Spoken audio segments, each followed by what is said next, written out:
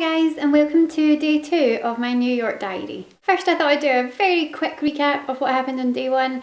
Day 1 we flew from Glasgow to New York. We arrived there around about lunchtime, got ourselves unpacked and went for a walk in the snow. We explored some of the shops, had some incredible pizza and got to see Times Square all lit up at night. As expected, all 4 of us fell asleep the minute our heads hit the pillow on night 1. We'd had such a long day of travel that the minute we got into bed, we all fell sound asleep and we set our alarm for about 7 o'clock the next morning.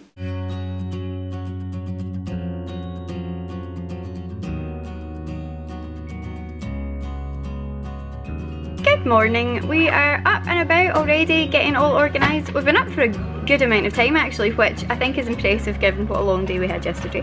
We had an extra 5 hours added to our day yesterday and an 8-hour flight. So the fact that we managed to stay up till, I think, I probably fell asleep about 10:30. When did you fall asleep? Was it? It was when we were sitting in the beds watching makeup, it was after 11. Roisin's getting her makeup on, everyone else is getting sorted and organised for the day. We've got our big telly on. But yeah, so apparently it was after 11 by the time I went to sleep, which I hadn't actually appreciated. I think I was so tired I'd lost all track of time at that point. We're gonna go for breakfast, and this is apparently the best breakfast in New York, which is So we hear. I'm cynical about this, I must say. Like, I am pretty cynical about most things, but several people have recommended this place, and apparently it was in a film that I believe had Justin Timberlake in it. So well, that's we can be in a room that Justin Timberlake was once in. Yeah, I hope it doesn't happen. Yeah, so we're still looking in that screen, it's a nightmare. But we're just getting ready to go, and I will show you our breakfast. Going to Grand Central Station, which is like one of my New York dreams. This is one of the things that I'm most excited about.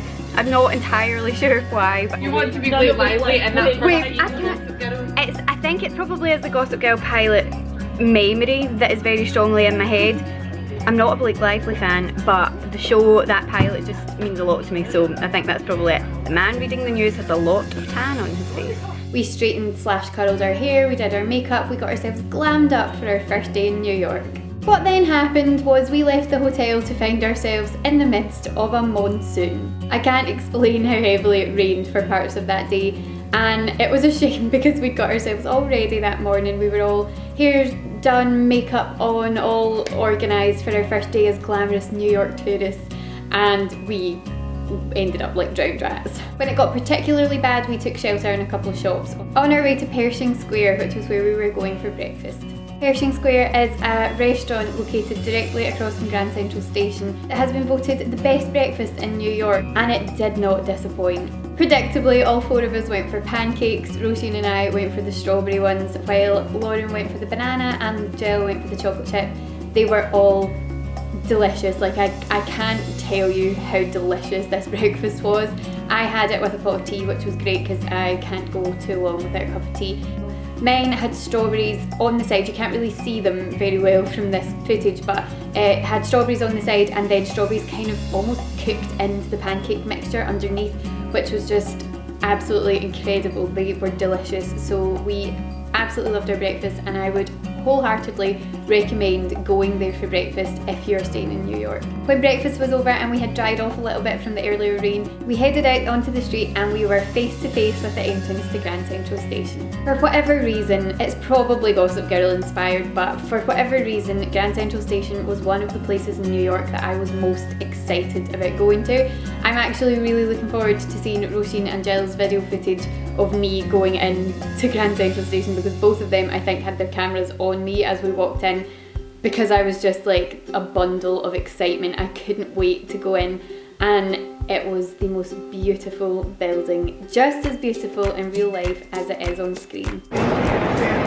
So look where we are. Oh my god, it's the stairs. Oh my god, this is it. We're here in Grand Central Station. I am such a tourist right now. I'm the ultimate tourist right now, and yeah, this is amazing. My hair's a state, but do you know what? I don't even care. My hair is a disaster, and it's fine because I'm in Grand Central Station. I'm going to see if I can get the background in here. I can't really, but oh, this is just joy. This is joy.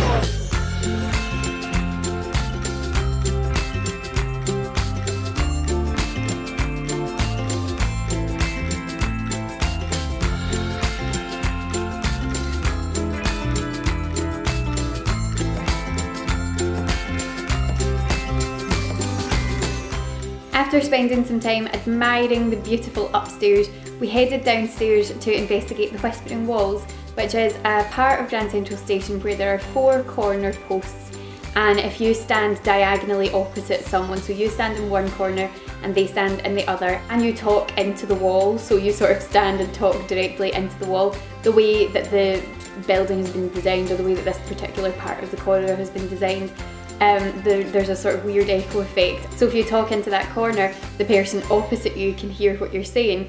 And we were sort of like, will this really work? But it totally does. When we left the station, we headed down 42nd Street and onto 5th Avenue to the beautiful New York Public Library. We're now about to head into the library and wait till you see it. This bit, it's just beautiful.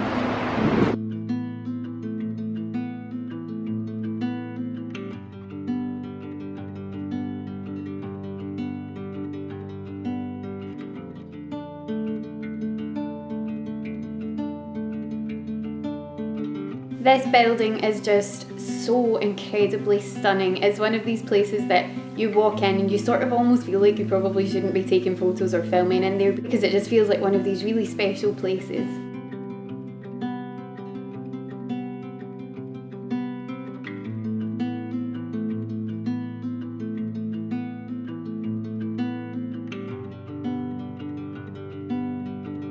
We spent a good little bit of time in there exploring. We had been quite excited to see the original toys, the original Winnie the Pooh toys that the stories were inspired by, had actually been in New York Public Library in the children's section for quite a while, and so we were really excited to see them. And then it turned out, we asked someone, we couldn't find them when we got there, and it turned out that they were away, and as the lady in the library put it, they were away to the hospital. They were away to the toy hospital to get some TLC, and they would be back, but we missed them, which was a shame. But otherwise we had the loveliest time in the library. We left the library and we headed back along to Times Square on 42nd Street to get on the bus. We had booked the bus tour before we went. We booked a 3-day ticket for the Big Bus New York tour, and we got on the bus. We felt it was probably a good time to use it because it was raining so hard, so we decided to take shelter on the bus and go and see part of the Uptown Loop. I really enjoyed this part of the bus tour actually. There was so much exciting stuff to see that was really recognisable places for me, especially as a television fan. We got to go past and see the CBS studio, the NBC studio, Fox Studios. We got to see the side of the NBC studios where Tonight with Jimmy Fallon is filmed, which was really cool because I'm a big Jimmy Fallon fan.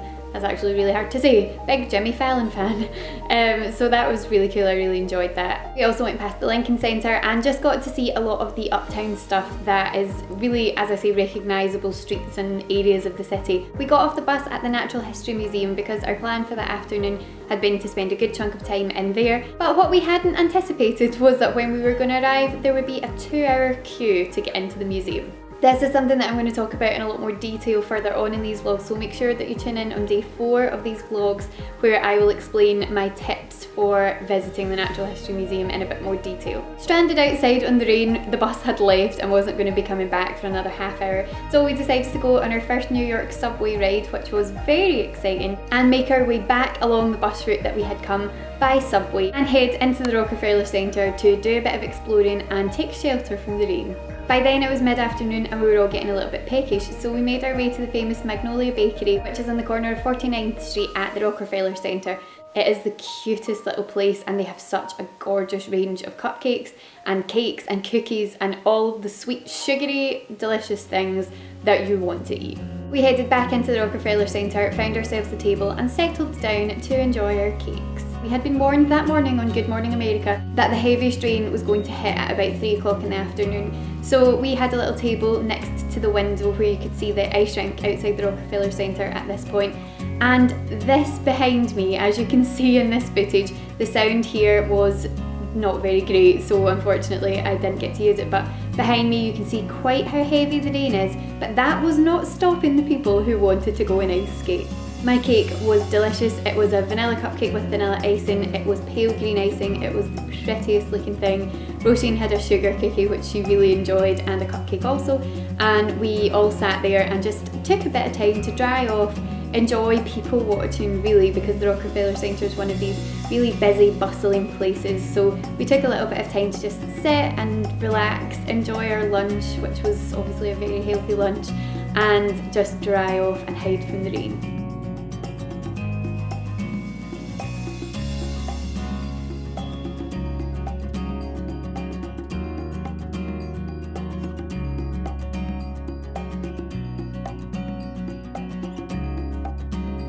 For the rest of the afternoon, we just did a bit of shopping. We headed down along 5th Avenue and went to explore some different shops. We went into Henry Benzel, which was just the most beautiful shop. It really was absolutely stunning. This is the face of someone who just made a purchase that she's very happy about. So happy.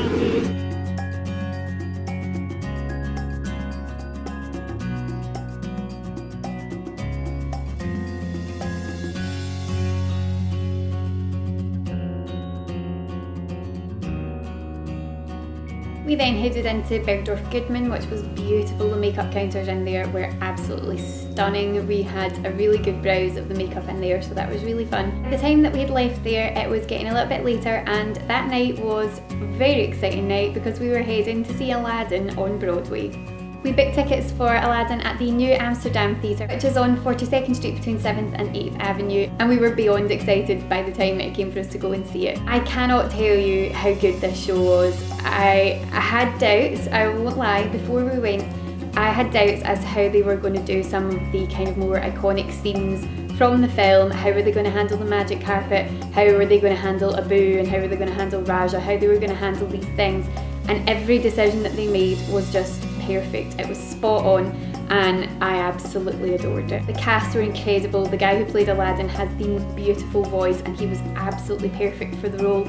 And I won't even bother talking about the genie because I couldn't do justice to how fantastic he was with words. You just have to see it yourself. So when it finally comes to London, go and see it, or if you are in New York, please go and book tickets to go and see Aladdin because it is absolutely worth it. We're just out of Aladdin and oh my god, it was amazing. It was amazing. There's Rosie and everyone like applauding. Oh, she's there. Yeah, I was honestly, I was nervous for it. Like, I had apprehensions about how they were going to take that from the cartoon and all the trickery that sang with that onto the stage, but they did it so well. And the magic carpet scene is potentially the most beautiful thing I've ever seen on stage. It really was. So beautiful. It was just one of these things where I was like, I mean, really, how are they going to do this? How are they going to put this on the stage and make this, like, make it work?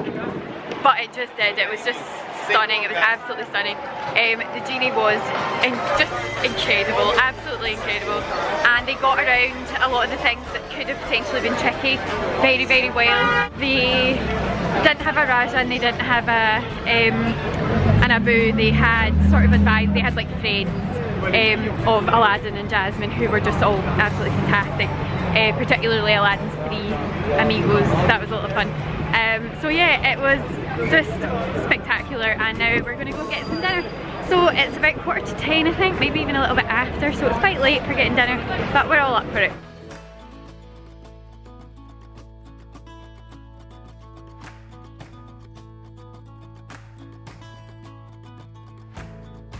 That night we went for dinner at Ellen's Stardust Diner, which was somewhere that we wanted to just continue the theme of having just been to the theatre, just been to see something on Broadway.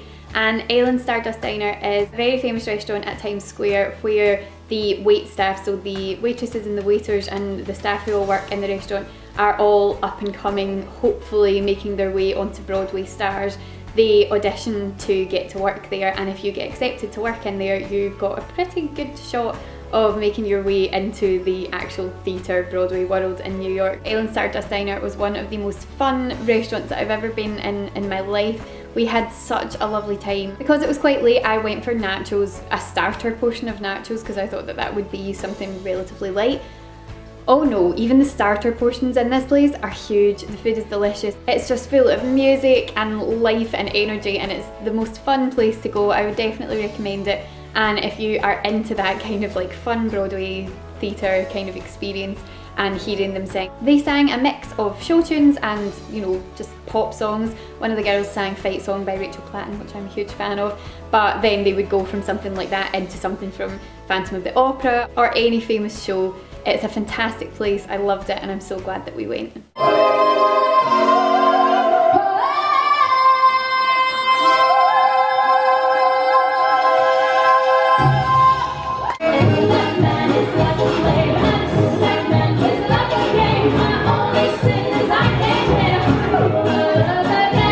We didn't actually leave there until midnight, and so we didn't get back to our hotel until probably about 1:30 midnight. It had been a really long day, but it was incredible. It was so much fun, and we were more than ready for our bed again at the end of the day. So that's it for day 2 of my New York vlogs. I hope that you've enjoyed that. If you enjoyed this video, give it a thumbs up for Aladdin, and thumbs up for the beautiful Grand Central Station.